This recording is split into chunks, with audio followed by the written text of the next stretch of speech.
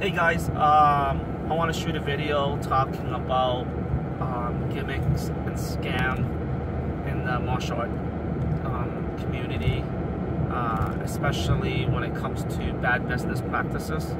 So today I got a parent who called me and was very grateful that he talked to me prior to joining another school, and on every so occasion I have parents who call me up who are not part of my school and ask me for advice.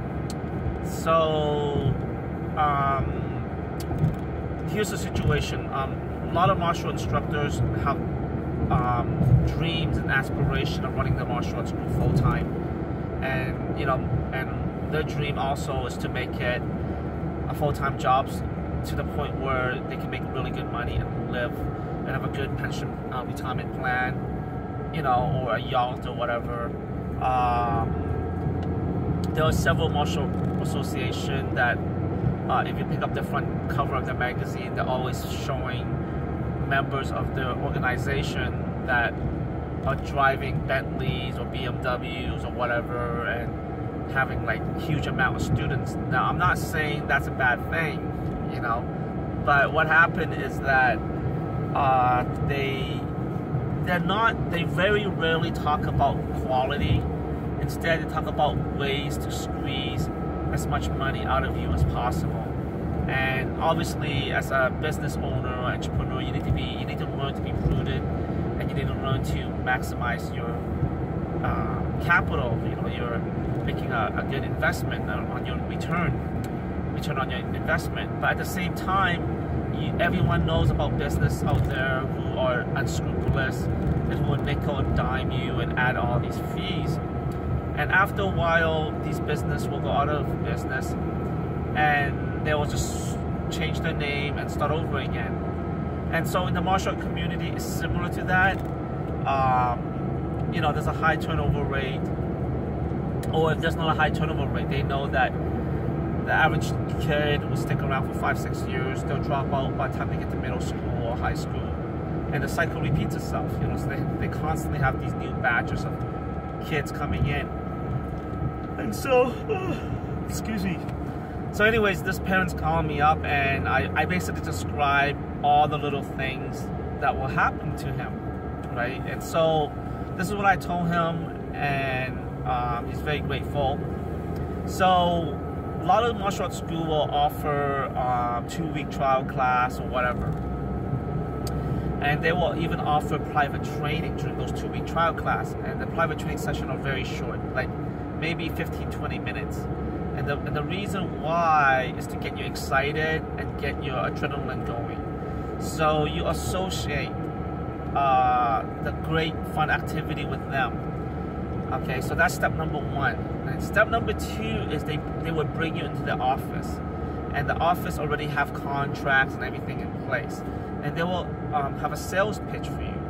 And so the sales pitch will consist of having different price points, but the price points are designed to play with your mind so that in your mind, you're going to think you're going to be doing this for a very long time.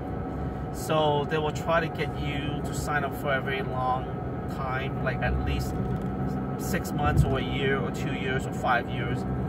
And they're going to try to get you to overcommit. And how they do that is they sign up, you sign like a 12-month contract. And basically, the 12-month contract goes something like this, where you are committed to join for 12 months, and every month, you have to sign up your bank account and credit card, and every month they put money on your bank account and credit card. Now here's the catch: you cannot quit. You only can quit if it's for a medical reason, and that's not even quitting, that's a suspension. Okay, so they'll hold your account. Okay, so let's just say you got injured 2 months after you train. So that means you're still committed for 10 more months.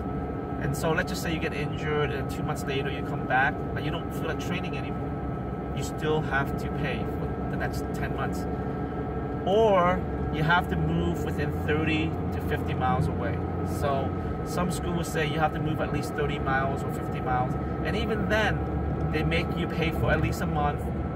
And you have to prove to them that you moved away. So it just gets really crazy. I mean, what I usually tell parents is that if they ever try to pull these things on them, just say, I'm going to complain to the Attorney General. That's all you have to say. Don't even say Better Business Bureau. The Better Business Bureau, it's just an association of business. They don't have any power, any pull. What you do is you say, I'm going to complain or report you to the Attorney General, right? And if this is a standard practice, and if they have thousands of students or hundreds of students, they don't want that. They don't want that, okay? So just say, I'm going to complain to the Attorney General, okay? Because there's a lot of things they do that are sleight of hand.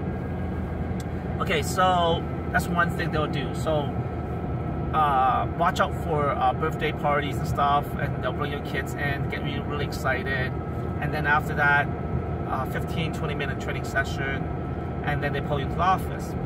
Another gimmick they do is right as they pull you to the office, they'll bundle their membership with these really crappy martial art equipment. Like, I'm talking about crappy, like stuff they got that has their logo slap on it. It's not even some brand name. It's just some stupid logo. It's just the name of the school slap on it, some screen on it. So how it works is like, imagine you are giving, you get like free merchandise. Like when you go to the bank, you get these like pens or cups and shit like that.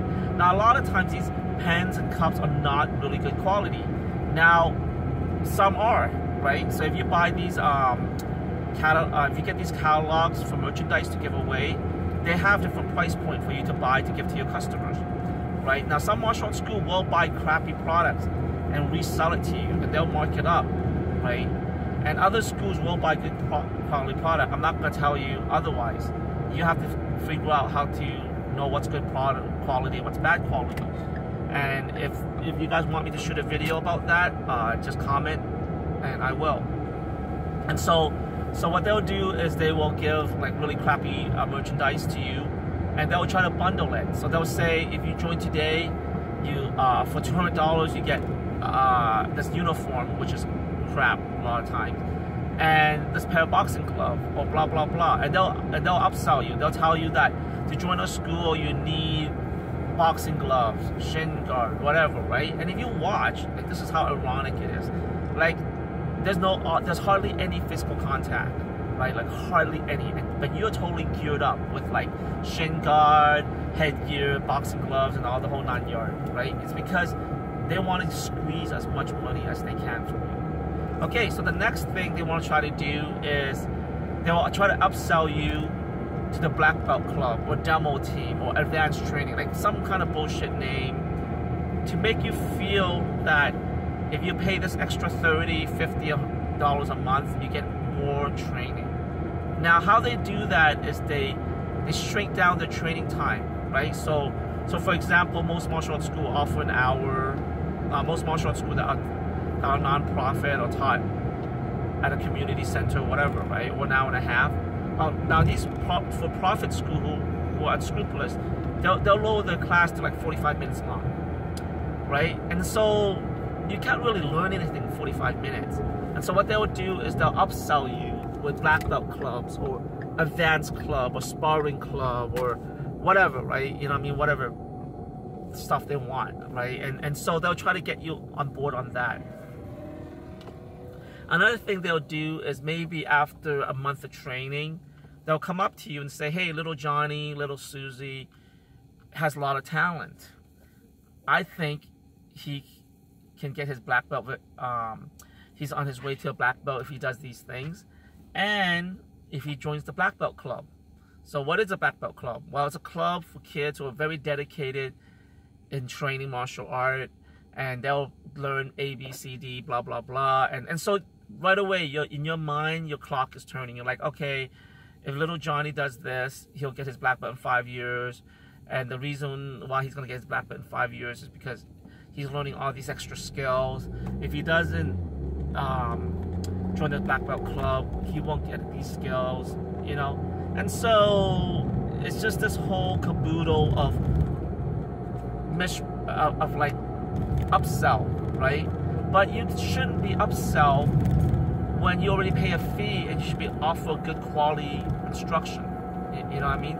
Upsell should be only done when something is really specially offered. Like sometimes I have to charge a little bit more to train my fighters because they suck up a lot of my time. Like literally a lot of my time.